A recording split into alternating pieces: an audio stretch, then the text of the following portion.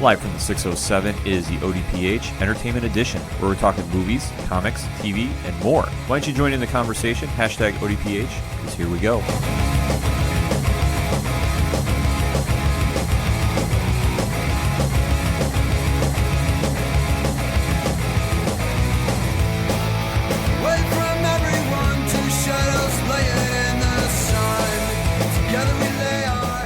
Welcome back for another edition of the ODPH podcast, or better known as the Ocho Duro Parlay Hour. I am your host, Ken M. Joining me in studio, as always, it's Padawan J. Hello, hello, hello. Folks, we have a lot to discuss in the land of entertainment, so let's waste no more time, shall we? Join in the conversation on our social media accounts. You can find links on OchoDuroParlayHour.com, and always use that hashtag ODPH, because we definitely want to hear from you. There's been a lot happening, but I think the biggest entertainment story this week has to be The Boys debuting on Amazon Prime. A lot of people watching. A lot of hype behind this show. We are going to try avoiding some spoilers, but just in case, we are going to say if a spoiler slips out, you've been forewarned. So if you want to watch the show first and then jump back into the segment, we'll definitely do that, and we'll put the timestamp in the liner notes when we get to it. So, Pat, let's get into it. 3, 2, 1. Now, you are not familiar with The Boys, are you? No, I can't. I gotta admit, they weren't exactly on my radar when this show was announced, and I kind of went, "Wait, who?" Now, see, this one is an interesting take. It was a comic series written by Garth Ennis and illustrated by Derek Robinson for Dynamite Entertainment. It was actually not DC. A lot of people think it's DC because you can see some influence. Like, I believe it started at Wildstorm, and then it went to Dynamite. It's kind of like a little tricky history with that. But that being said, if you know anything about Garth Ennis writing, he is not exactly a pro-superhero guy. Yeah, a little bit. By any means. He's well-known for Preacher. He's well-known for his Punisher Max series. The Thomas Jane Punisher movie is heavily influenced by his original Punisher run. And when he decided to go at superheroes, he took a very unique take on this. And that is, what happens when superheroes are morally corrupt? That they don't really have a conscience, and just are they allowed to get away with everything? And that's kind of the basis on the show, because there's a group that sets out to keep them in check when they decide to abuse that power. So that being said, we heard a lot of hype about this, and it was just announced at San Diego Comic-Con that it has been renewed for season 2. Which is usually a pretty good sign. You know, no matter if it's a regular TV show or a streaming television show, if you get renewed before the show's even out yet, that's a pretty good look. Oh, it definitely is a good look, and it's definitely well worth it. Because the show, its showrunner is Eric Kripke, who you know from Supernatural. Okay. And I believe it is a tie-in to Seth Rogen's production company as well. So obviously, if you're tying in with those heavy hitters, you know you're going to have a great show on your hands. The thing about the show that you have to really take into context is it is definitely TVMA. Yeah. It is definitely not for kids by any stretch of the imagination. I haven't watched any of it, but just from the descriptions and some of the stuff I've read online, if you're watching this with your kids in your room, don't do that. Yeah, don't do that. Don't do that at all. It is definitely not meant for kids. It has kind of the over-the-top violence you saw in Wanted. Right, to put it in perspective. And to kind of really break down the storyline, like for me, this is kind of when you have the corrupt superheroes, kind of I don't want to say anti-heroes, because it's just really with great power and no responsibility mixed in with the elements from Youngblood, Rob Liefeld's First Image Comics series, where they're all kind of worried about their PR image and being, their Q ratings and such, and just, where they stand in the public. So when the show really starts kicking in, it kind of centers around a character by the name of Huey Campbell, who's played by Jack Quaid. Now, he is, in this setup, he is typically like your Peter Parker type, mild-mannered, has a girlfriend, down on his luck in his job, and as he's walking with his girlfriend, he pauses to talk, and they're kind of talking about future plans. All of a sudden, he's sitting there covered in blood, holding 2 hands, and she has literally been evaporated because A-Train, who is the character of The Flash, easiest comparison, literally ran right through her. Ow. Yes. And he kind of looks back. He's like, I can't stop. So meanwhile, he is just in shock because, his girlfriend was literally killed right in front of him. And as he's going through the motions of grieving, A-Train makes up a story on national television with the PR people that, she was out in the middle of the road and I couldn't stop to save her, and just this whole nightmare scenario for him to sit through and going, she was on the street, she was halfway on the block, like there was no way she was in the street. And as he comes to find out that this group, which is known as the Seven, which parallels the DC Justice League original 7 Right. to the letter, is these group of heroes that are considered godlike, but yet are just morally corrupted as possible. It's just like we go harping back to, with great power and no responsibility, this is what you get. And they think they can get away with everything.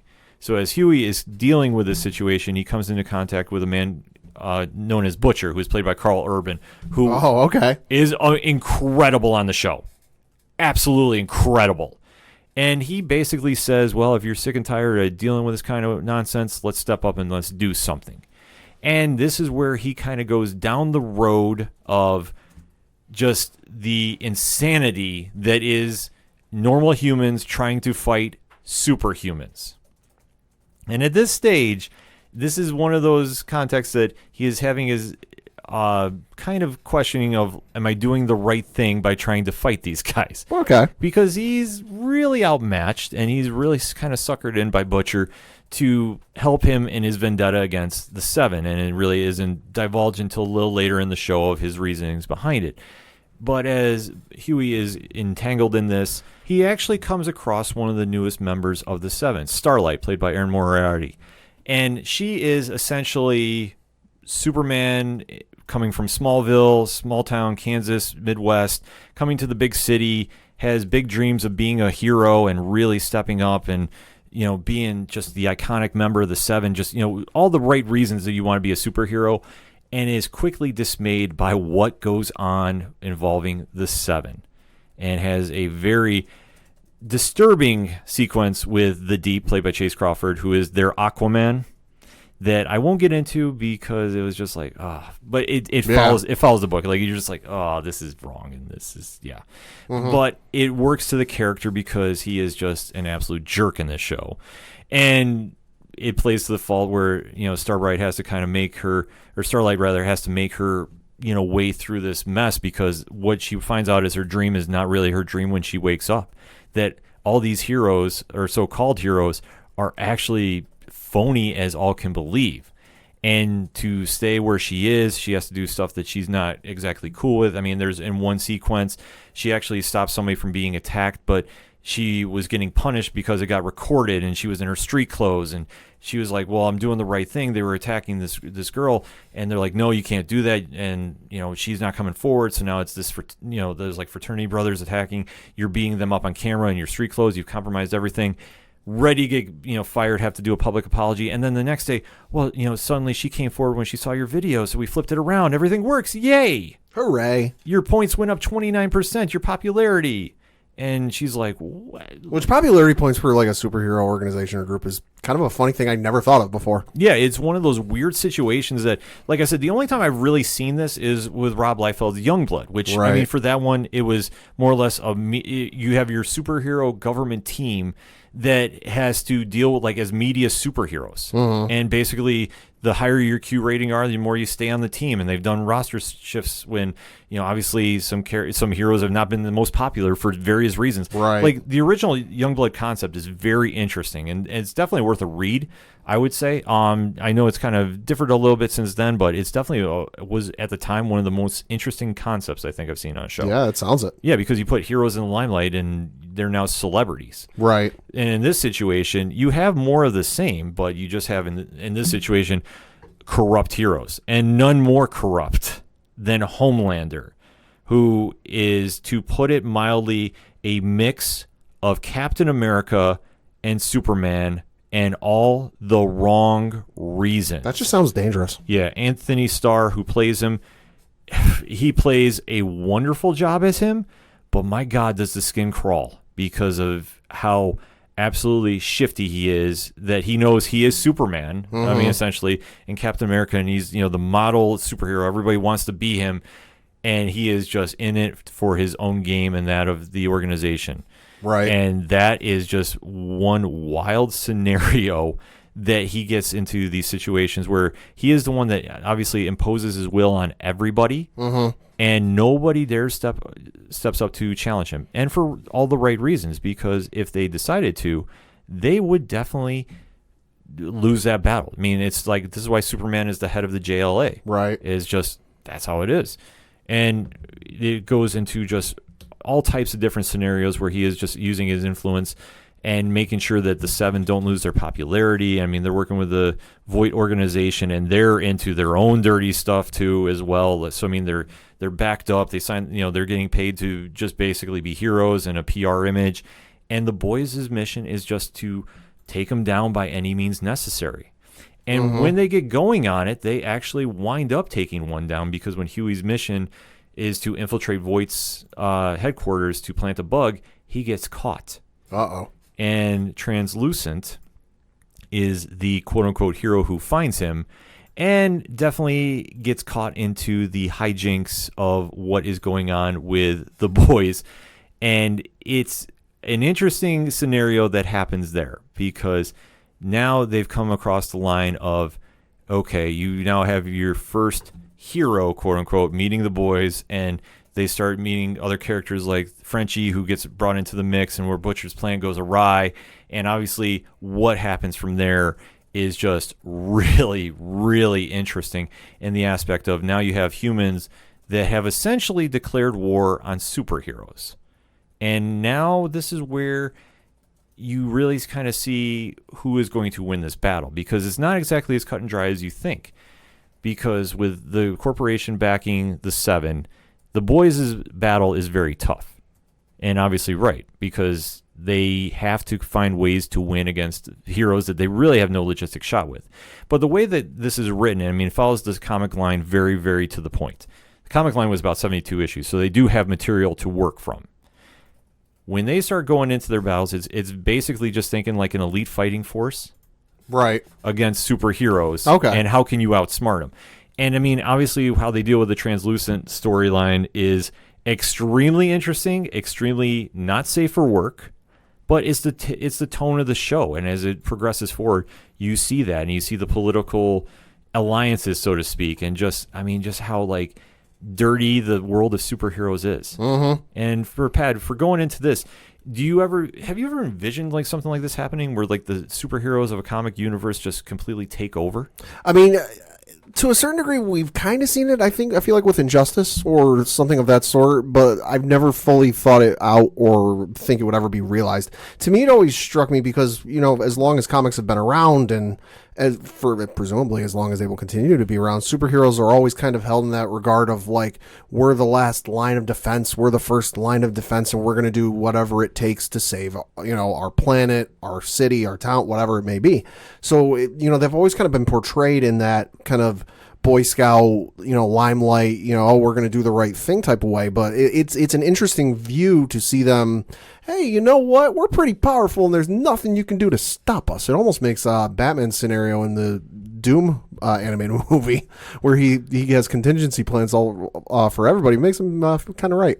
Yeah, it definitely is interesting, and just to see how this happens, because I mean, the show definitely captures the tone of the book to the letter. I mean, it's ultra violent as can be, and it works in its favor. It's not like corny violence. It's over the top, but as it should be, because when you have humans fighting superheroes, yeah, I mean, realistically, there shouldn't be a chance that they win. No, but they find ways to win, and as you see with Homelander and his team, they're caught off guard about this. Yeah. And they're more or less trying to work that their ultimate angle at the beginning of the season is they want to get sponsored by the government to be the first line of defense. Okay. And they actually, I want to say, they make a tragedy into a PR spin. Uh-oh. To kind of ensure this after doing some double crossing and blackmailing. Okay. I don't even want to get into it because, like I said, I'm really trying to avoid spoilers because I really want people to jump in on the show and really be just caught into it.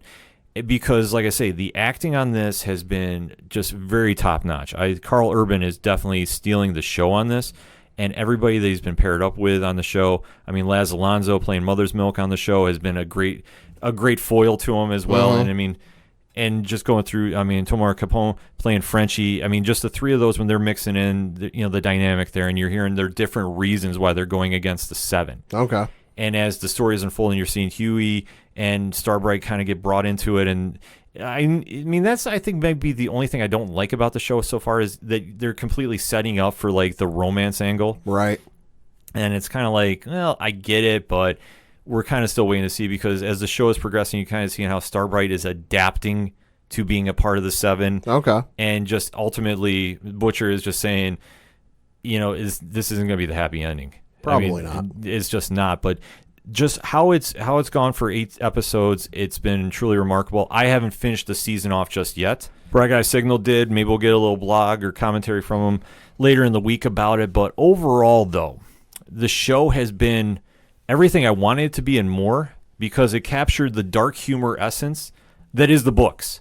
Because if you've ever read them, it's almost spot on to them. Like, just, they capture the tone of it, and it's definitely not nice. It's not the pretty picture that you see in your typical superhero comics. And for this to be the surprise hit that it is, Pat, I think this is going to lead into maybe we're going to start seeing more of from the television and film market for heroes. Because are you saying now that we're going after Endgame, do you think it's still oversaturated? The show like The Boys is really resonating because it's different, would you say? Or I don't think it's necessarily oversaturating anything. I think it's just providing more variety for people because, like all comics, there are a lot of different types of comics. There are your comics with superheroes in them. There are your comics with detectives in them. There are comics about everyday life, in both Western and Japanese culture. You see that kind of thing. So I think it does, like, if with as much variety as there is in the comics and manga and that kind of thing, it only does well to benefit the movies and TV because, you have your people who like, your traditional Superman movies or your Batman movies. But then there are the people who will like the ultra-violent, ultra-hardcore type stuff. And I think it only does well for those folks to see what they want to see on the screen. I think it's a win-win for everybody. I think it definitely is. I mean, obviously, with how the DC universe has been going with Doom Patrol, and that's definitely been a different show that is definitely not your typical superhero show by any means. And to see when Sci-Fi had Happy and Deadly Class on, and it didn't really break through there, to see The Boys breaking through on Amazon Prime, I think is a great sign for independent comics to be brought to a different form of media and to be successful. The show has been getting nothing but rave reviews, and I'm pretty sure the watch numbers have been very good. I haven't seen any final numbers of the initial week, but the product is definitely worth the while. And to see the show that breaks out like this, that is very much not meant for network TV. Oh, God, no. And cable, I mean, it definitely fits on there, but for a streaming service like Amazon Prime, it fits perfectly.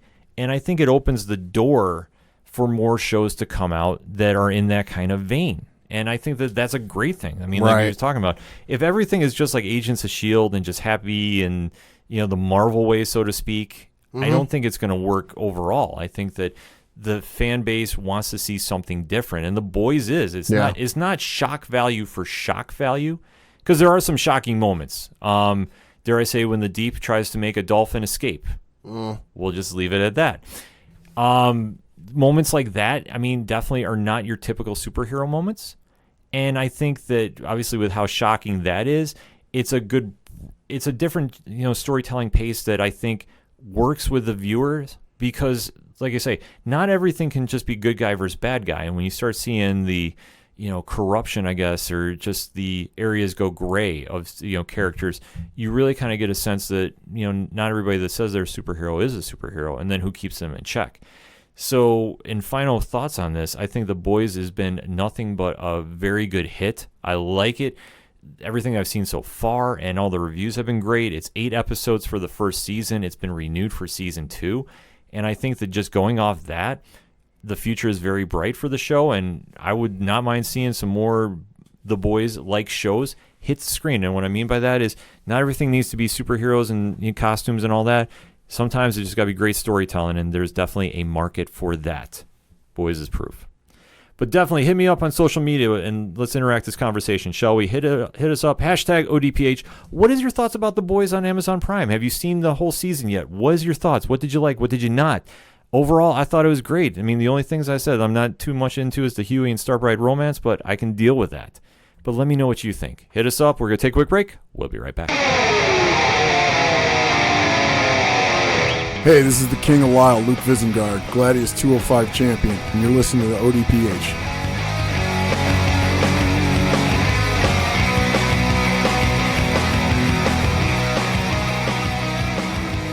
Coming back for segment number 2 on this edition of the ODPH podcast. And last week we mentioned that there was some big comic news coming out, and one big issue was hitting the stands and that you needed to go pick up. Yep.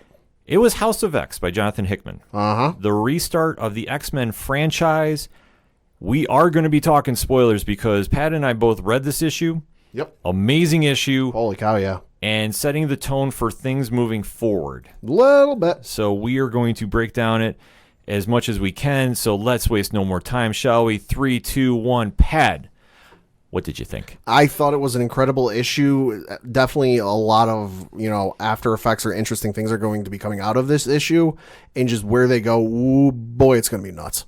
Yeah, this, obviously with Hickman writing, you're due for a long, lengthy saga. And it will pay off. So I'm not mad. I'm not saying that in any kind of negative fashion. And you can already tell out the gate, and we'll get to this, later in the segment, but they are setting up for some big things right out the gate.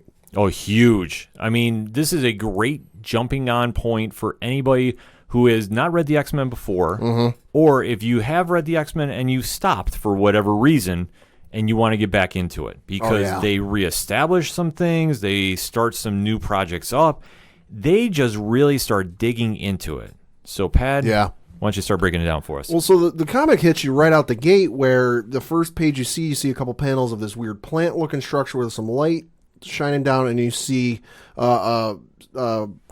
what would you call that? A helmet-looking thing. It's Professor Xavier standing there over what the only way I can describe it as is like the pods you see or something akin to the Matrix movies. It just looks something like that, and it looks really weird. They're just being born, and he's standing there kind of like almost godlike over them while they're, naked, covered in this weird-looking goo, reaching up to him, and he just says, "To me, my X-Men." It's a wild start. Yeah, I mean, jumping out the gate, he's wearing, it looks like a Cerebro-type helmet. Yeah. And it's just weird that he's, like, hatching clones. Like See, something. So, I mean, right out the gate, we're jumping into let's get weird, folks. So then the next couple things you see is it's kind of like a timeline or a couple panels showing, different times in points in time. 5 months ago in Krakow, I think that's how you say that, it's Colossus holding a purple flower. Then 4 months ago in Westchester, it's Storm holding a similar type of purple flower. Then you flash into 3 months ago in the blue area of the moon, you have somebody planting another purple flower. I think that's Iceman. Looks like Iceman. Then you flash to 2 months ago on Mars, and you have somebody planting, you guessed it, another purple flower. Then 1 month ago in the Savage Land is what looks like Beast with, you guessed it, purple flowers. Then they switched to 3 weeks ago in Washington, D.C., and somebody is sitting there looking over the water at the Washington Monument. There's some plant overgrowth wherever she is, and in the background are purple flowers. 2 weeks ago is somebody else planting purple flowers, and then it jumps into Jerusalem and the habitat, which there's a giant building just completely overgrown, and there's several ambassadors from several countries from around the world who have shown up, and they're not quite sure why they're there. Yeah, the premise of this is whoever is hatching this, I don't want to say mulch because I don't think that's the right word for it, but they're hatching something all throughout different corners of the world, and I mean obviously off Earth too, from what we can tell. Yeah. And they're inviting ambassadors from different countries all over the world to come to Croatia to essentially meet what we are finding out is Professor X has now staged this as the sanctuary for mutants. Now, we have seen this before in the past. I mean, Cyclops did it most recently with Utopia, and I mean, even Magneto did it with Asteroid M at a certain degree. So this is not exactly a new idea per se, but as we start digging into the story, oh yeah, it's definitely a difference. No, yeah, that's kind of the thing. And the thing this issue kind of sets up is that, something is going on to where the human race only has like 5 years left. And when I say human race, I mean those that aren't mutant powered have like 5 years left. Yeah, Homo sapiens. Homo sapiens have 5 years left. But a drug has been developed that extends human life 5 years. There's another drug that prevents diseases of the mind, and a third that is the most effective, and it's an adaptive antibiotic, the most adaptive antibiotic the world has ever seen. And can you guess who has this drug or all three drugs? Yeah, that's right. Xavier and his folks. See, like from here, this is where I kind of start questioning, is this really Xavier? Because granted, Xavier has done some shady things over the years. Not giving him complete he has. Free pass. But for me, this isn't his style. He's always been humans and mutants can live in peace and harmony. dream. I mean, that's been him since day one. Yeah. So to see him take it to this level where he's using political strategy of saying, hey, I have this, drugs that will cure you of your ailments, extend your life. It's not ringing a bell like this is something he would do. But this is something that's like, okay, if Xavier's acting like this, let's kind of wait and see. Well, and if you already had alarm bells going off in your head, the next couple panels aren't helping at all. They finally let the ambassadors into this building, and they start getting shown around. And who shows up to talk to them? Because they wonder when one of them says, when will we be meeting with Xavier?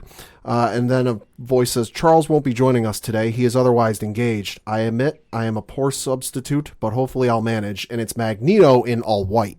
Yeah, him with the Stuffer Cuckoos, which is never a good combo. Nope. So, obviously, if he is going to be the one that is going to be the ambassador of Kroka, this has definitely got my attention already. Yeah, so then we jump to the next couple panels, and it's Ms. Marvel escorting a group of mutants, one of them being very young. Jean Grey, Ms. Marvel, escorting a couple mutants, one of them young. They're going through Krakow into this mutant sanctuary, and they're just really explaining everything, and you're seeing some people show up. And then you see a map of Krakow, which is in the Pacific. Specifically, it looks like it's northwest of Australia, and kind of in that region of the world. And then you see an actual map of Krakow, and they kind of detail, okay, they place stuff out, House of X, House of M, Arena, Transit, the Oracle, the Grove, the Cradle. So they're kind of just laying things out of like, all right, here's where we are, here's where everybody is, and we're going to go from here.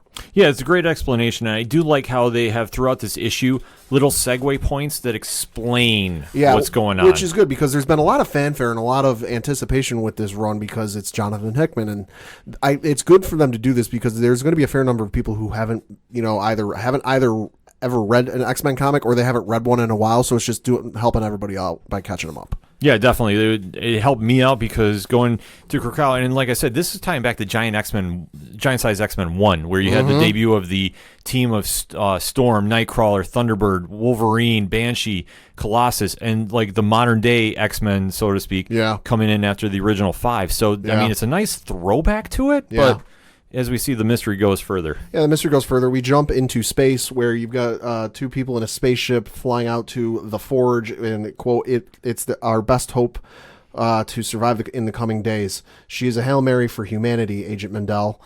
So be gentle when you give her a kiss. And they're docking with this thing, and they go to meet, and they're just kind of discussing things. The wild thing about this, though, and a couple pages later, they extend out. There's a giant freaking Sentinel head. Yeah, this is never good. Yeah, I mean, obviously there is reaction to if Xavier and Magneto have opened up their own safe haven. Somebody is going to come up with some kind of defense mechanism to go in case something happens that they feel they need to step in with. And Sentinels, anytime you see Sentinels on a page is never a good thing. Especially when it's a giant one. It's just ugly. Yeah. Yeah, so then you get, like Ken mentioned, you get one of the little fillers to tie you in. They talk about the Orcus Protocol. It says, quote, initial establishment of Doomsday Network based on evolutionary research regarding the extinction level population density of Homo sapiens superior. Recruitment of assets and strategic organizations, including AIM, SHIELD, Strike, Sword, Alpha Flight, Hammer, Armor, and Hydra, as well as funding from black budgets and other human-centric financial considerations, absorption and adaptation of various organizational assets into the next generation infrastructure, in all caps, build for Doomsday, operating under the premise that there are three areas of concern: population, financial, territorial. Orcus assets establish watchdog programs to observe undetected mutant influence.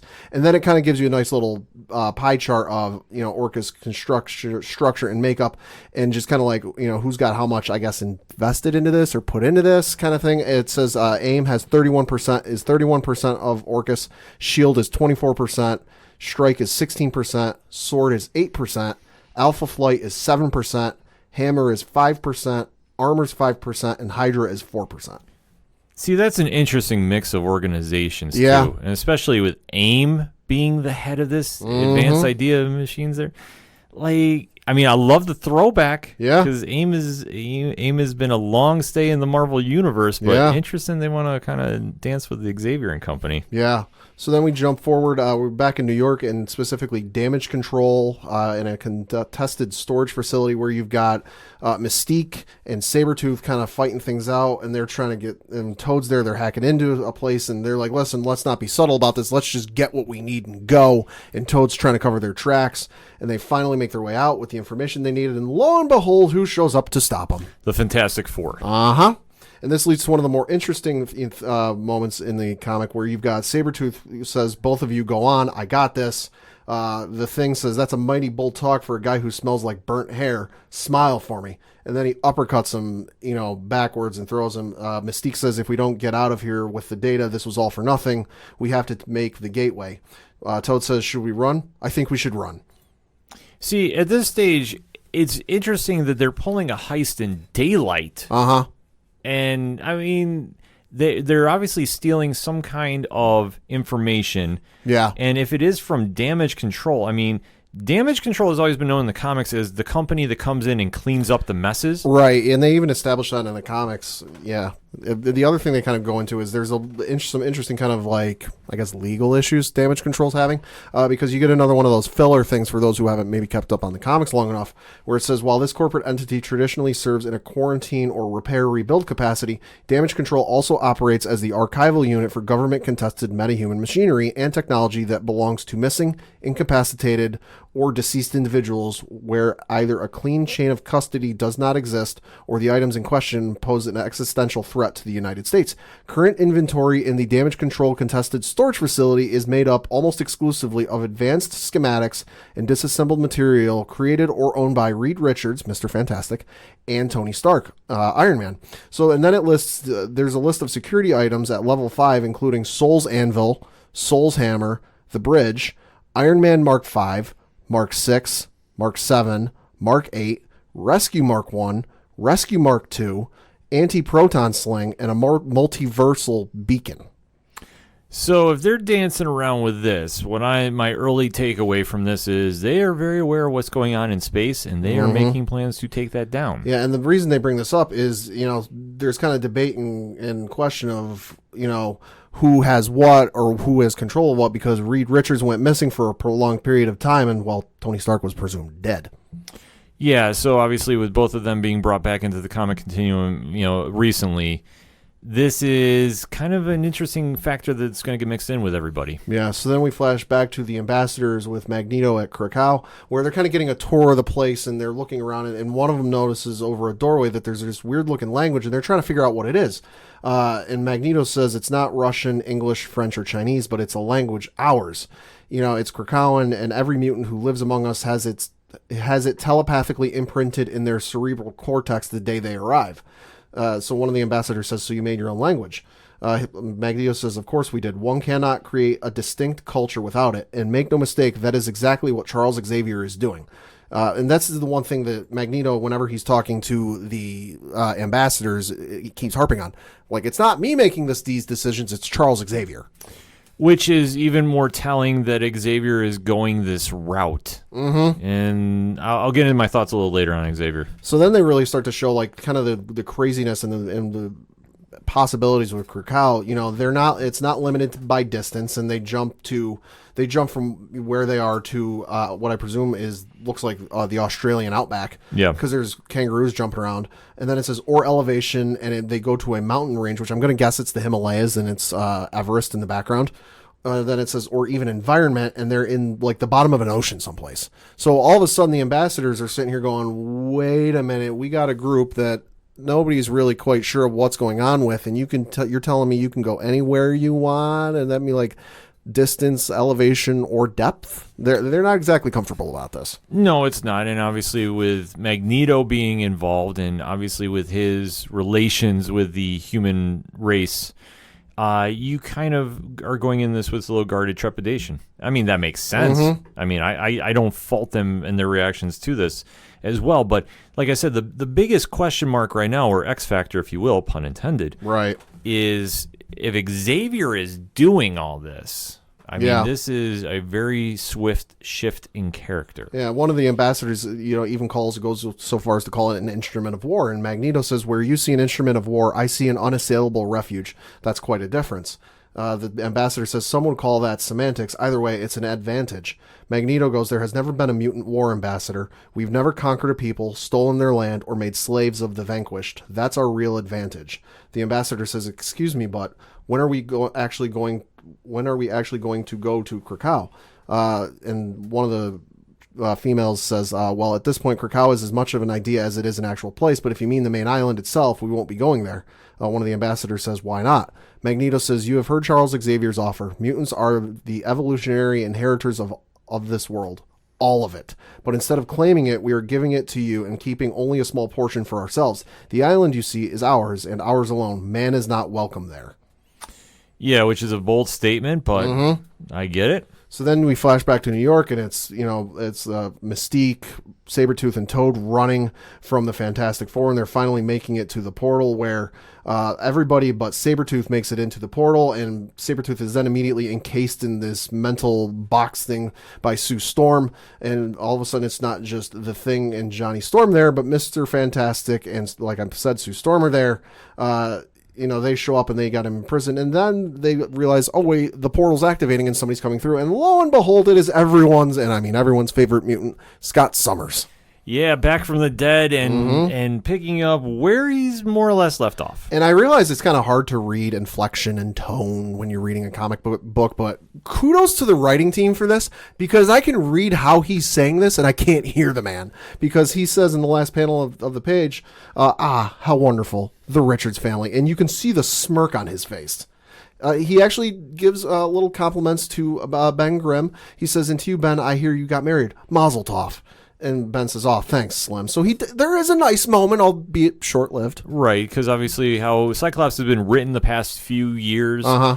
He's been more Magneto than Xavier. Yeah. So to see this interaction is kind of interesting, especially with the, taking it back to the events of Avengers vs. X-Men. He asks how everyone's doing. Sue says, oh, just the normal fireworks.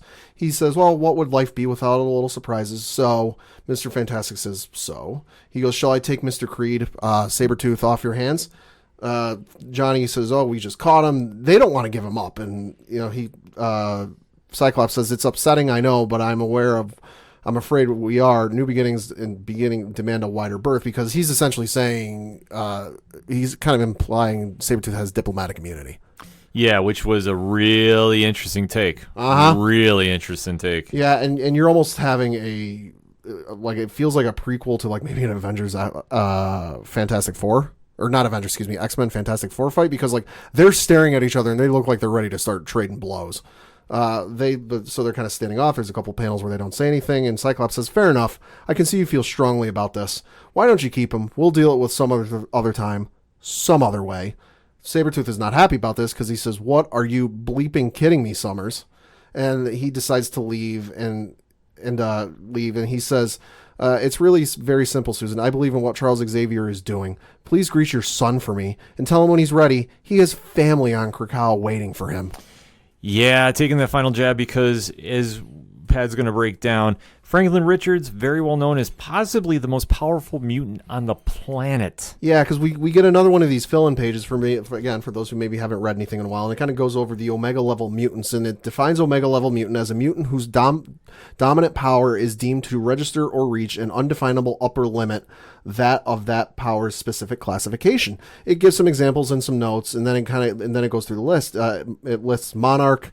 I'll just read the names of who it lists as the Omega-level mutants. Monarch, Iceman, Elixir, Marvel Girl for her, Jean Grey for her telepathy, Legion for his power manifestation, Magneto, Proteus, Mr. M, Storm, Exodius, Kid Omega, Powerhouse, and then Vulcan and Hope. Yeah, which I applaud that they finally categorize what an Omega mutant is. Because before it was kind of, it was like left up to your own personal interpretation. Right. So I love it that Hickman has broken it down, giving us a little pie chart, so to speak. Yeah. And explaining it in detail, which this makes sense. And it's very interesting of how this is broken down, because Right. as it stems, there are two that are there that have telepathy that is their Omega level. Yeah. This Jean Grey, and that's Kid Omega. Mm-hmm. But it's also very interesting that Jean Grey is not the telekinesis Yeah. Omega level. That's Exodus. I think the other interesting thing with this list, and you can see it if you pick up the issue, and I feel like this might come into play later, is they've got the name, they've got the alias, and they've got their power. All right, that makes all fine. That makes sense. That's all fine and dandy. Then they list their alliance. Yeah. That to me is very interesting. They list their alliances like either not. There's a couple who have none. There's a multitude who have Krakoa listed as their alliance. There's some who have none, or there's one in the case of Franklin Richards, aka Powerhouse, whose allegiance is human. Yeah, which I think will come to play later on in the series. They don't just leave that highlighted just for no reason. Yeah, so then we flash back to the Krakoan habitat in Jerusalem, where Magneto basically lays things out, and he goes, "So what have we learned?" And basically, that's where we find out if the nations of the world want these drugs, these miracle drugs that Charles Xavier and company have come up with, they have to recognize Krakow as a nation of good standing. You know, the only way they're going to get these drugs, like we said before, that extend life, cure mental disease, and the most powerful antibiotic in the world, you're going to have to recognize Krakow as a nation. So, and essentially, it's like, yeah, we're holding you guys hostage. We can help you, but you got to recognize us and do the absolute last thing you want to do and see us as equals. Yeah, and it's interesting that they're going that route. I mean, like I say, I like the take on this.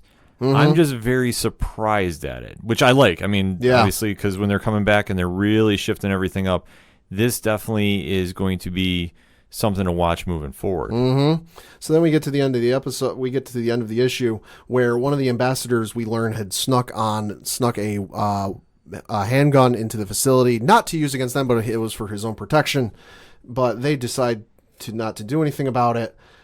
You know, and you get to the end, where he says, "It's good that you," and Magneto says, "and it's good that you are here, all of you, as you really are, so you can run home and tell your masters what you have learned. I want you to tell them all. Charles Xavier has made you an offer, one full of grace and brotherly love, but one that is also written in stone. This is not a negotiation. Things will be different now, and the sooner you realize the finality of your situation and the inevitability of ours, the sooner you will learn to be grateful for the things we are so generously giving you." And the ambassador says, "Do you know what you sound like?" Magneto says, "I do, and it feels good to finally say it." He goes, one of the other ambassadors says, "So you summoned us here to Jerusalem to what? Threaten us?" Magneto says, "A promise is not a threat, Ambassador, and I summoned you to this place for wholly superficial reasons. You see, I know how you humans love your symbolism almost as much as you love your religion, and I needed you to understand. You have new gods now." Well, you knew Magneto is got to be thriving in this situation. If anybody is stepping up to just embrace this new way of, establishing them as the dominant figures in the MCU, Magneto would be leading that charge all day. Mm-hmm. So going in with that, overall thoughts of where you think this is going forward? Man, they got to be setting up for some big stuff, because I feel like it's one of those things like it like you said, Hickman's stuff is a slow burn. It's kind of a slow build. It doesn't give you immediate payoffs, but I feel like there are going to so many Easter eggs and little hints in this issue that are going to lead to major ramifications down the road that it's going to be huge. I think so too. I mean, obviously, I got some question marks of where they're going with this, because especially with how every mutant, it seems like, is magically falling in line with how Xavier is now running this. Yeah. Which is already suspect to begin with. It's suspect to begin with, especially if that's really him with a Cerebro helmet. And that's the thing we should know. They show him at the beginning of the issue. That's the last time we see him, and at no point does he take the helmet off. No, he doesn't. So we don't know if that's really him or not. Right. I mean, that could be Cassandra Nova, his half sister. Yeah. Which I wouldn't doubt, and that would be a Nova move to be her. But with that being said, though, it just kind of seemed very interesting that we didn't see any Wolverine in this issue, except for one that looked like he was playing around with kids on the island. Yeah. And every X-Men that we know has kind of been pushed aside. And unless, like I said, the one walking with Magneto, I'm pretty sure is one of the Stepford Cuckoos, unless it was Emma Frost, but that did not look like her, in my opinion. No, it didn't. So, I mean, that being said, the X-Men we saw in this issue, Cyclops falling back in line with Xavier after having their falling out. Yeah, something's up. Something is definitely up. And especially it was never touched upon after that the characters that looked like they were cloned and To Me, My X-Men from the beginning of the book wasn't followed up on. No, it was kind of like a one-page type thing, and we're moving on. Because I'm almost wondering, is that something that they're going to be planting sleeper agents throughout the world? Could be. With those flowers? Could be. I mean, it's possible. Mm-hmm. Because the one thing with the storyline, which I thought was kind of interesting, was with Xavier's healthcare, I guess if you want to call it. Yeah. That Reed Richards didn't jump in and say, I beg to differ. Mm-hmm. Of all people. Yeah. The biggest brain in the MCU. Mm-hmm. Like I say, I find something extremely suspect about it. Yeah. And I'm almost wondering, too, I'm going to kind of throw something out left field about this one. What if we're looking at the wrong person underneath the helmet? That could be. We're thinking Xavier. We're thinking Cassandra Nova. Mm-hmm. But with Scott Summers' remark of, say hi to Franklin and he has family waiting for him. Yeah. Pat, you familiar with the Ultimates universe? A little bit. Do you know who the maker was? I cannot remember. No. The evil Reed Richards. Ooh, they have brought over characters from the Ultimate Universe. And what's to say that Reed Richards could be evil here? And that would be something I would not doubt going into this, that you kind of play that subtle jab of, is he calling for his son to come back since he doesn't have any family on this side of the universe? Right. And obviously he's a big enough brain that he could take over. I mean, granted, that's a hell of a reach. Mm-hmm. But to have that much control over every single mutant on the planet to jump at your bidding, let alone he broke in. If you want to think about it, the mission was to go into the facility for damage control and get the files on Stark and Richards. Yep. I mean, I'm not saying, but I'm saying, smells fishy. Let me throw out one of those wild hashtag ODPH predictions. I'm going to say that that's the Ultimates Reed Richards. Could be. That he is back, and this is how he's doing it, and putting it out of the realm of clones and extending human life. And I mean, could be. I mean, one of the predictions we had on last week's show that yours truly had was, I said, you might want to get to your comic shop early because I feel this issue is going to be flying off the shelves. And sure enough, it did, because it went on sale on Wednesday, the 24th of July, as we record, and by Friday, I think it was in its third reprinting. Yeah. So definitely get down to your comic shops this week. I mean, if you haven't picked up House of X, get a copy where you can get a copy. Mm-hmm. But this week, Powers of X is coming out. That's the other thing they do. They I think the very last page, or one of the final pages of the issue they give you like a table of contents style list of like the reading order and when it comes out. So like your calendar on your phone, or if you have a calendar on your wall at home, you can mark them on your calendar so you can remember. Yeah, because obviously these are each going to be 6 issues, if I'm not mistaken. Yeah, and if Hickman is to be believed, and well, at this point I wouldn't doubt the man, you're going to need to read all of these issues for what's coming next. Right, because the next wave, the Dawn of X, when everything gets rebooted, I believe drops in October. Yeah. So July, August, September. So unless they're coming out twice a month, right, they'll lead right into it. So it's definitely worthwhile. It's definitely lived up. It's been the biggest. Yeah. It's been the most hyped comic event of the year thus far, and I'll say the summer by far. Oh yeah, easily. So definitely get down to your local comic shops, pick up the issue, and if you have, hit us up on that hashtag ODPH. What was your thoughts on House of X #1? We want to know. We would definitely interact with you. You can find the social links on our homepage. At ochodoroparlayhour.com. Man, I'm too amped up talking about this book because it's that good. So definitely hit us up. Let us know. We're going to take a quick break. We'll be right back. Hi, this is Jimmy Gazdick from Crimson Brethren and Floodlands, and you're listening to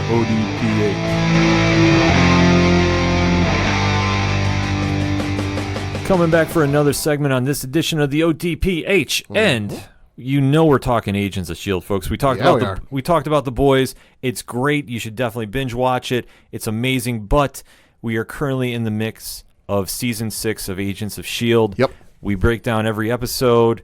It has been a great season thus far. Yeah. Very interesting take on where they're going. A little bit. And as we are going to break down this past episode, we are talking spoilers. You know the drill, folks. So we're going to get into it. In 3, 2, 1, Pad. What did you think of the episode? Thought it was a great episode. Didn't know that Daisy had that kind of a mean streak in her. I think it's always been there. I think they've definitely kind of held it with kid gloves. Yeah. So this is going to be interesting, especially as they're going into the season finale, 2-hour episode this week coming up as we were recording. Yeah. But as we see, as the episode opens up, Yo-Yo and Mac are on the plane with Izel. As we left the previous episode, Izel had captured Yo-Yo and taken the gravitonium spear. Yeah. To find out the location of how she can open the gateway for the monoliths. And at this point, Yo-Yo awakens and she's got her hands covered in blood, and Mac looks like he's beaten up, and they're having a conversation and reveals, well, Dr. Benson should be brought into this because he knows a thing or two about this. And at this point, Izel emerges from Mac. Yep. So, Pat, let me ask you this, jumping out of the gate. Izel has definitely been using her powers. A little bit. To her advantage. How are you thinking that this is coming across? Not well, because it's getting to the point of, the person that's in front of you, can you really trust them, and can you believe what they're saying? Because at any point, somebody can walk into the room and, wait, crap, is that who I think it is, or is that Izel possessing them? Right, because at this stage, too, even though it's the two of them on the plane, it's like you can't trust anybody. No. So it's almost like, why are you sharing secrets to each other? Because you can't trust it. And obviously, so the pickings are slim for who she's going to possess, and odds are not in your favor. Exactly. So as they're dealing with this, that they're now going to get Benson. Back at the lighthouse, Quake is trying to scramble the troops, and Fitzsimmons and Deke are trying to figure out a way to stop Izel and figure out the whole mess of Sarge, because as we revealed last episode, Sarge is half Coulson, half Monolith, half somebody else. Yeah. Sorry, I'm doing Scott Steiner math, but it's one of those, like, he's definitely not. He's not quite sure what's going on. Yeah, and in fact, at this point, I'm not either, because this has just been a wild take on how to explain what is going on with Coulson. Yeah. But I'm okay with it. It's just been a little confusing. It's just one of those things that's like, for every answer and seemingly, as whatever portion of the curtain gets pulled back on the final answer, a more curtain gets revealed of, oh, hey, yeah, you don't really know what's going on. No, you definitely don't, which, I mean, that's great. And it's a trademark of S.H.I.E.L.D. Just when you think you have the answers, it goes up in smoke. And as we're seeing, May gets her chance to interrogate Sarge, post-reveal of, is he Coulson, is he not? And leaves with no results. And then Quake and May are arguing about how to handle this, because Quake, I think, is understanding the gravity of the situation. Yeah, which she hadn't had to deal with for a good portion of the season because, well, she wasn't there. Right. So at this stage, she is kind of going, okay, we got to figure out what he is, and if he's not going to help us, we got to figure out what to do with him, because we can't keep going on thinking that he's Coulson, and he's definitely not. And May is holding out all hope that he is Coulson. Yeah. Somehow, some way, and is there something that's saying he is? Yeah, and even Sarge realizes this, and at one point in the episodes, like, looks at her and yells, "I'm not the solution to your broken heart." Yeah. And just answers right there in the interrogation scene. So just twist that knife a little further. Absolutely. And then they go jumping to where Benson is brought to meet Izel, Mac, and Yo-Yo. And Benson breaks down the whole monolith doorway and releasing the trapped souls. And at this point, Benson kind of figures out something's wrong, which I was like, you've been with S.H.I.E.L.D. for like, what, a hot second? Yeah. How are you figuring out spy secrets? I feel like that's just part of who he is, where he's been around long enough. He's of an elder age or older age. He's well versed, and I think he can. It just shows he can pick up on people like, wait a minute, something doesn't seem quite right. Yeah. So obviously at this thing, he senses trouble and he deletes a file, and Izel just goes Izel and jumps inside Mac and has him kill the guard that came with him, which. This is now becoming the running thing where Izel is going by any means necessary. I'm going to show you I'm serious, and you're going to do what I want and do it without question. But at this stage, she's met with some resistance from Benson, which I was very surprised at, Dr. Benson, rather. Yeah. So I was really kind of surprised at his portrayal this episode. But as we say, they do a lot of jumping around, too, which, like I said, I think I've been critical about that this season. Like, they do a lot of jumping around. And as this stage, they jump back to where Quake is talking with Sarge, and Fitzsimmons are figuring out, okay, something about that sword and the knife is the key. Yeah. And they can't exactly figure it out, but Simmons is, trying to actually address Quake and as her friend saying, you're running from the situation that's at hand, Mm-hmm. and it's showing because Quake is trying to be all business about this, which I think is the right play. Yeah. So why everybody's like, well, you're running away from your problem? It's like, yeah, and you see this a lot, both in real life and in other TV shows and movies, where somebody has somebody close to them pass away, and when they should really be taking the time to like reflect and remember them and kind of go through the stages of grief, they put their notes to the grindstone, and they even bring this up to her, like, listen, this isn't the first close person in your life you've lost, and you're following the same pattern. Yeah. So, and then they tie it back to, obviously when they first met Sky. So, yeah. And note how I will use that word because that'll come up later. Mm-hmm. But as they jump back to Yo-Yo and Mac, they're captured and they're talking, they're seeing what's going on with Izel, who activates the sphere and brings back Benson's dead lover, Thomas. Yeah. Which is wild to see that he now appears, and it almost was like, was his soul trapped somewhere? Because he starts reading off information. I don't think it was trapped somewhere. It reminded me, and Harry Potter readers will understand what I'm talking about. It reminded me of the Resurrection Stone in Harry Potter. It was one of the 3 powerful objects in Harry Potter. I'm going Spark Notes version for simplicity's sake, where the person held it, like Harry held it in the end of Harry Potter and the Deathly Hallows, and his parents, his godfather Sirius, and his teacher and parents' friend Remus Lupin came to talk to him before he confronted Voldemort. And they were having full conversations with him. So I think it was something akin to that, because in every instance that this device was used, everyone went, wait, how did I get here? So I think that was just that device pulling them from like the next dimension, the afterlife, whatever you want to call it, and dragging them here. And they're like, wait, how did I get here? Right, because after we start seeing they're connecting, and Benson, or like Dr. Benson, I got to remember to say that, is just sitting there and trying to like... So he's getting played like a fiddle. Yeah, he's getting played, and you can see the emotions pouring out of him, that he finally gets broken. So Dr. Benson is now broken at this stage, and Izel is just basically saying, I will keep making you relive this until you tell me what I want. Yeah. And at this stage, too, we jump back to Quake, who's reading Coulson's goodbye letter, and she comes up with the idea that, okay, I'm going to force whatever's in you out of you, hits him with a quake blast and breaks his neck. Mm-hmm. Telling no one she's going to do this, by the way. Yeah, because they're all like, what are you doing? And she's like, well, were you going to stop me if I told you? Yes. Well, that's why I didn't tell you. So Quake has picked up some tips from Coulson over the years, and that's definitely a Coulson move. And at this stage, too, Coulson regenerates himself after a while and starts seeing his memories again. And, Sarge is now realizing, okay, something's going on. This has been done to me a couple times. So now at this stage, I think he's been killed, 3 times? At least. So he now activates his powers and throws Quake across the room and tries making the escape. And at the same time, Mac and company are trying to make the escape plan because they're still in air, flying to their unspecified location.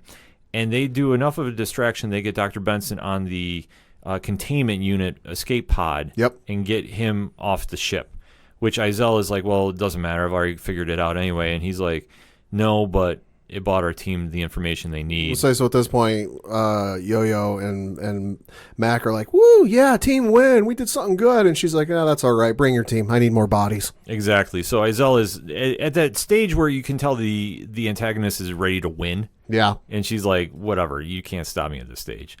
And at this stage, too, it's Quake is now grabbing the sword that is supposed to be the weapon to end Izel and going after Sarge. Yeah. Which comes to a weird scenario because Sarge just basically says, kill me already. Yeah. Would you just do this? Yeah. And then he goes, do it, Sky. Yeah. And you hear a pin drop. Because at that point, Pad, what does that entail? It entails that some of Coulson's memories are still there. Because how would he know that name? I think that was Coulson coming out. That could be too. That's what I was thinking, that he's been trapped inside wherever you want to define that internal dimension. Like, I guess that's the easiest way to describe it. He's been trapped there. Yeah. And he was willing to sacrifice himself to end this, because if he thought that Izel was going to use him as a weapon, he was going to take himself out of the equation. And immediately Daisy recognizes that as that's Coulson. And they have the embrace. You have the feels. It's the moment where it's like, you now know Coulson is back asterisks. Question mark? Yeah, question mark, but it's enough that you go, okay, I can kind of sense how this is going to play out, that now he's going to be with them full tilt. Yep. And at the other side of the world, too, they arrive at what appears to be like a Mayan temple in the Yucatan. Mm-hmm. That Izel is now trapped in Mac and Yo-Yo again, and she's activating the sphere that's opening the gateway. And then they go quickly back to the lighthouse where, of all people, Deke figures out its frequency is how she's jumping into bodies. Uh-huh. And he comes up with a crazy theory, but it works, which I almost think there was like a sense of jealousy from Fitz. Yeah. In that episode. Like, it was so weird, just his reaction, because none of them said, like, great job or anything. And he's kind of looking around like, yeah, I did this. I did this. Yeah. And, like, him and Fitz and Simmons just don't really, like, react. Yeah. And I thought that was a weird exchange. I don't know if that's going to play into something later. Yeah, maybe. But it was just like, it kind of came off weird to me. And I don't know. That's just how I was looking at it. So at this stage, too, May and Quake are settling their issues about Coulson. Izel is revealing her plan about rebuilding the monolith to activate the portals. And Mac and Yogo are going to be the part of the bait. And then at this stage, they're like, well, we're not helping you. And then they go and get a character from last season, the young child that was helping them escape from the Kree army that they were, getting hunted by last season, season 5. Yeah. And that's how it ends. And then you have the weird Chronocoms hunters making their plea, and they haven't been around for, 3 or 4 episodes? I want to say 4, yeah. Like, I honestly forgot that they were part of the show. I will be honest, because I thought when Enoch was gone, so were they. Mm-hmm. But now apparently they're going to tie into so like things. a bad rash are coming back. Yeah, so I guess overall, Pat, final thoughts on the episode. Wild episode. Like I said, as many questions as we get answered, like 3 times that amount come up. Can't wait to see where they go with season 6 and the 2-hour finale. If S.H.I.E.L.D. is going 2 hours, they're going big. Mm-hmm. And this is one of those situations that they have to go big or go home. This whole season has been good. And I'm not trying to put it past that it's not, and it's just been very different. Yeah. That more different than I think I was looking to this entire season. But the story of Coulson and everything going on with him, and is that really Phil Coulson? Right. I think has been definitely something of note that we really didn't know what we were expecting from him. Right. At all this season. And where we take the story going forward is really like anybody's guess. But they're tying in enough elements from previous seasons to really draw in characters that we have seen before, like Flint. That was the child that I couldn't think of. Obviously he was a tie-in, a big part of season 5 that they're bringing him back to where they started in the beginning, where, even the simple reference to Sky is tying into season 1, and just, how the father-daughter element happened between Coulson and Sky. S.H.I.E.L.D. is going out definitely on a high note, but they have a lot of moving parts that they got to really tie in together to end the season with. Yeah. I have full faith they're going to do it. Don't get me wrong. But it's just tying in with everything going on with Enoch, and now Izel versus Sarge and what's going to happen there and how the rest of the team falls out. Let alone this is during the snap years. Mm-hmm. S.H.I.E.L.D. has got a lot on its plate that's got to wrap up and tie into a bow, and then we go next year into season 7. Which they said they're going to deal with Endgame in next season. Yeah, so depending on how this ends is going to factor into next season very, very big, because if they don't survive this, and then they have to explain the time jump to next season, it's going to get a little crazy to keep up with. A little bit. So overall, though, it's been a great episode, great season so far. Can't wait to see how they end it. 2-hour episode. Get ready for it Friday nights on ABC or wherever you watch it on your streaming services. But hit us up on our social media and let us know what you think. What was your thoughts about S.H.I.E.L.D. this past season, this past episode? We want to know. Hit us up on that hashtag ODPH. We're going to take a quick break. We'll be right back. Hey, what's going on, everybody? This is George Gatton, and you are listening to the Ocho Duro Parlay Hour Entertainment Edition.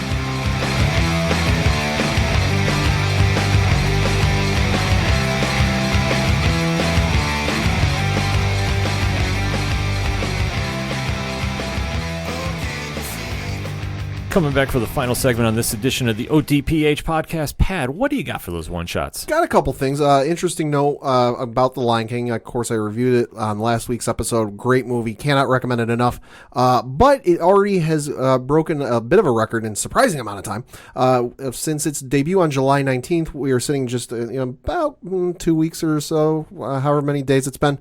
Here it is. 19 days since its release. It is going to cross $1 billion at the worldwide box office, which is kudos to Disney and the crew on making that film. It's a great film and very well deserved. Moving on, got some interesting news. There's been a long rumored, I don't know if it's still going on or if it's not, but they're the Quentin Tarantino Star Trek film. It's happening. It's not. I'm not quite sure what's going on, but there's some interesting news this week where William Shatner did an interview and he said he would be willing to and would love to reprise his role as Captain Kirk in Quentin Tarantino's Star Trek film. Quote, I would like to do it. But the thing of it is okay, that's all fine and dandy. I don't think anything is known about this film, whether it's still happening, whether it's not, if it's going to be set in the Chris Pine universe, whether it's not. Outside of Quentin Tarantino wants to do a Star Trek movie and might be doing a Star Trek movie, not real much is known about it. So that's something to keep your eye out on. And then the other thing is, we've talked about it before, but we got some interesting behind-the-scenes look at the Amazon Lord of the Rings series. And when I say behind-the-scenes, I'm not talking sets and costumes and whatnot, but just some of the producers, writers, and artists on the show. And my God, have they got a star-studded cast behind this. Showrunners are J.D. Payne and Patrick McKay, who they don't have any TV writing credits to their name, but hey, neither did the Game of Thrones guys before they started. Exactly. Moving on from that, the writer's room for the Untitled show features Jennifer Hutchinson, who worked on Breaking Bad and Better Call Saul, Helen Shang, who worked on Hannibal, Justin Dole, who worked on Stranger Things, Brian Cogman, who worked on Game of Thrones, and Stephanie Folsom, who worked on Toy Story 4. And then you've got J.A. Bayona, who directed Jurassic World: The Fallen Kingdom, is directing the first 2 episodes of the Lord of the Rings show. Kate Hawley is the costume designer. She previously worked on Edge of Tomorrow and Suicide Squad. Rick Heinrich, who won an Oscar for the TV show Sleepy Hollow, and also worked on Star Wars: The Last Jedi, is the production designer. Jason Smith, who worked on The Revenant, Super 8, and The Avengers, is the visual effects supervisor. So definitely some star-studded casts of just shows that have been worked on being brought to this show. And I think that just goes to show the level of quality they want to bring to a franchise as storied and as revered as Lord of the Rings. Well, obviously with that pedigree, you got to deliver. Mm-hmm. That it does have a rabid fan base. It's not as... I would say it's not as wild per se as like Game of Thrones. Right. Maybe it's up there. I'm not going to say it isn't, but for that series, you definitely have to deliver. Anything less than amazing is going to be a failure. Mm-hmm. And the fact they're putting a lot into that, I think, is huge. And I think the other big thing they've got the concept artist John Howe, who worked on the Lord of the Rings movie trilogy, is working with it. And then some, I won't go through all the names, but some of the work that for the numerous producers they have on the show, they've worked on shows such as Westworld, Boardwalk Empire, 10 Cloverfield Lane, and The Departed, just to name a few. And that's, the pedigree right there speaks for itself. So, when it comes out, it's definitely going to be something to watch. Mm-hmm. And, definitely you got to keep your eyes open for that because, like I said, Amazon's doing some big things lately. Yeah. The boys leading the pack right now, though. Mm-hmm. Can't recommend that enough. So, and let me touch base, too, on the Tarantino's Star Trek. Yeah. I heard he is trying to keep it in the Chris Pine universe. Okay. That's the last I heard, but, that could be subject to change. Right. But even, he just had, Once Upon a Time in Hollywood come out now? Yeah. So, obviously, Tarantino brings a lot to the table into that universe, and I'm intrigued if this does happen. I would love to see it because I haven't seen every Tarantino film. I really didn't start watching his films until Inglourious Bastards come out, but I've become a fan. I would love to see his take on it. Oh, Reservoir Dogs all day. All day. Pulp Fiction too. Tarantino has done some amazing film work, so, his take in like a superhero type world and, Star Trek sci-fi fantasy, I'm intrigued. Let's just say the least, and I will definitely be there open and eye for that. I'm saying it's funny you bring up superheroes and whatnot. There was an interesting interview at the end of the Endgame press tour that was going on where the writers for Avengers Endgame, they were asked, what's the next kind of franchise or superhero franchise you'd like to tackle? And they brought up writing a Superman film, which I'd be all sorts of for. At this stage, with Henry Cavill off, I mean, it's kind of a clean slate. So if they wanted to go there, Yeah. it would do well. I mean, I'd be okay with that. Yeah, because they said there are obvious similarities between the two, and that they feel they could do, they feel they could do a very good Superman film. And I'm like, hey, you know what? Given their track record and their history, why not? Yeah, and obviously if they can get that ship back on track, I'm completely okay with that. Yeah. And I'm also super excited that Ava DuVernay said Darkseid's going to be in the New Gods movie. Go to her Twitter account. She said it. Oh, so good. So good. Had to throw that in there quick. So speaking of movies from my one shots. Okay. Avengers Endgame, speaking of that, out on digital today. Yep. Blu-ray is in a couple weeks. Breaking records on Fandango now. Holy cow. No surprise. Yeah, no shocker there. The greatest movie of all time, according to the box office records. Only, I mean, it speaks for itself. So yeah. you knew it was going to be there. I'm going to try waiting until Disney Plus comes out and save myself the time. I'm not waiting. Yeah, I know. I don't think it's going to happen. But there's another movie that's coming to the box office this week. Okay. The Legend. Dwayne "The Rock" Johnson. Oh, yeah. Jason Statham. Yep. In the Fast and Furious Hobbs and Shaw spinoff. Yep. I mean, what can you really say about this franchise that hasn't already been said? I mean, there was an article this week where one of the writers hadn't ruled out them going to space. Yeah. Which I mean, it only seems logical. Yeah.